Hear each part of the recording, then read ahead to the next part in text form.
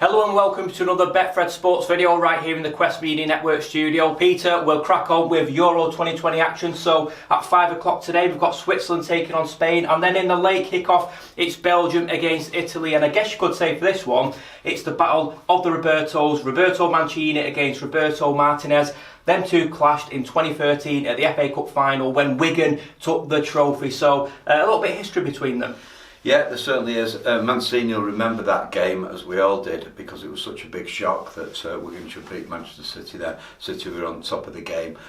Mancini, that was at the time when he knew he was going to be replaced as well, and City were beaten in that game. It was a huge shock, I remember it distinctly.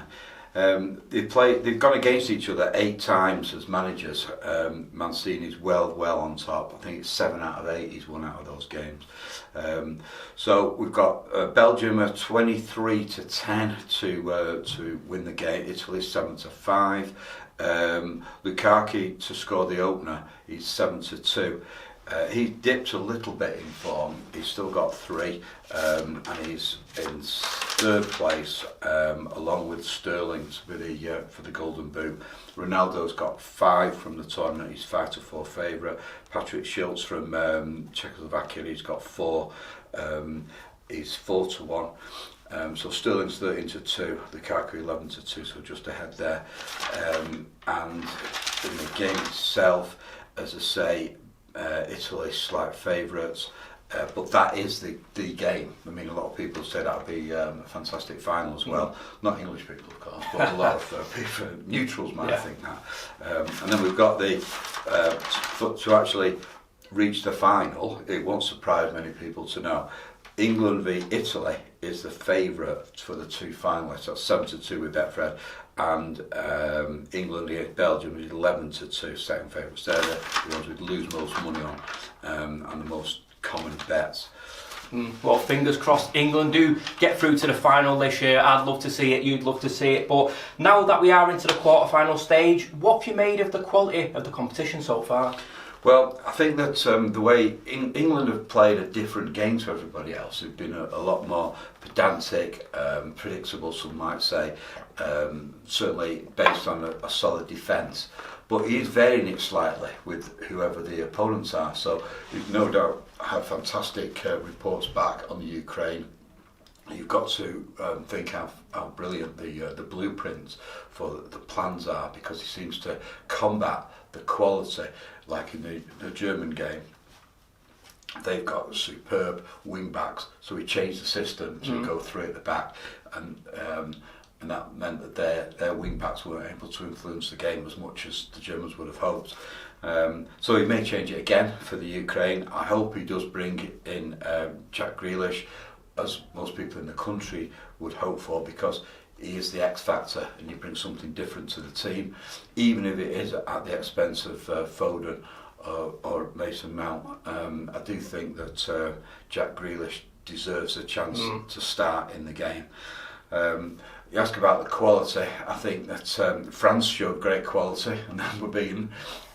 Spain are proving themselves again at this level, and also Italy. Belgium, they've dipped a little bit of late in form, but they were quite attractively priced by Betfred at 7-1. We've had to cut that now to 13-2 to 4 favourites, because they have got that quality in the team, but they have been hit by injuries, and that is affecting their form.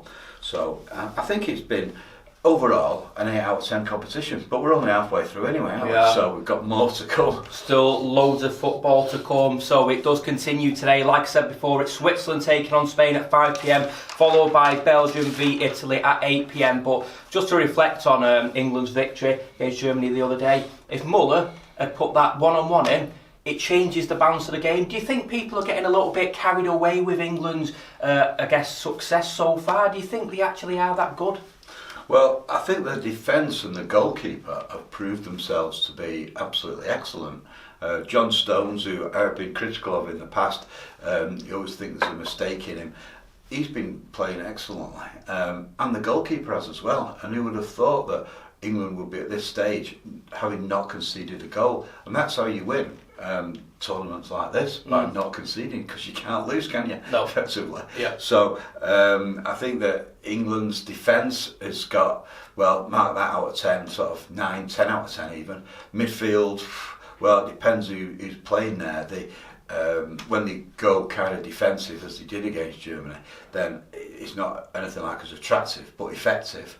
And then up front, well, Harry Kane struggled, but then you wonder about the service he's got. Raheem Sterling's been playing out of his skin, playing superbly well. You wonder whether he's answering his critics, because there was a lot of speculation pre-tournament about him moving on. Yeah. Being seen as some kind of make weight for a move for City to land Harry Kane. I noticed that the new Tottenham manager has now said that Harry Kane's going nowhere, so that'll affect those prices. But I still think that'll happen. I think that Harry Kane will push for that move, and I won't be surprised if there wasn't an unwritten or an unofficial contract between him and the Tottenham hierarchy, whereby they've said, well, give us another season, then you can go kind of this summer, as happened with Ronaldo at Manchester United. Yeah. So I do think that Harry Kane will move, and I think City, they are the favourites with Betfred for him to go to City. Other clubs that are in for him, notably United, and then the Tottenham hierarchy wanting to move abroad. But the money is in this country, within the Premier League. Yeah. So it's money they're after, then he'll be going to City. So I think Harry Kane is he's like a pot that's boiling up, and he's just ready to explode and go for it. Well, that goal will do him the world of good, and like I said, Raheem Sterling on fire, got a point to prove. Where will he be next season? Who knows, but he'll want to carry on his impressive form tomorrow when we take on Ukraine. He's scored 3 goals so far. He's now 13-2 to finish as the top goal scorer in the competition. Can you just reflect back on the top goal scorers? I know you mentioned them before. Yeah, I can. Yeah. Well, Ronaldo is a favourite. He's already got 5, of course. Patrick Schultz of Czechoslovakia, he's got 4. He's second favourite, 4-1. And then we've got Lukaku and Sterling 13-2, like you say. Harry Kane, he was favourite, remember, at the beginning. He was 6-1 favourite to be top scorer. Well, he's gone to 25-1 now, having only got 1 goal. But the Betfred odds for the actual game are England 4-9 to beat Ukraine. Ukraine are 13-2. Harry Kane, too, we've been mentioning him, he's 5-2 to score the first goal. Sterling 4-1, and then Jack Grealish is in 15-2. Saka is 8-1 to score the first goal. And if you're a big Manchester City fan and you think that Zinchenko is going to do the business, well, he's 20-1 to score the first goal. He is the darling of the Ukraine team. Brilliant stuff. Well, it's just over 24 hours now until England do play in that game in Rome against Ukraine in the quarter-final. Will they make it to the final? Who knows, but they've got a great opportunity to do so. Peter, it's been great being joined by you once again, and if you do fancy a punt on any of the fixtures this weekend, Betfred stores are now open, but you can also bet online and via their app.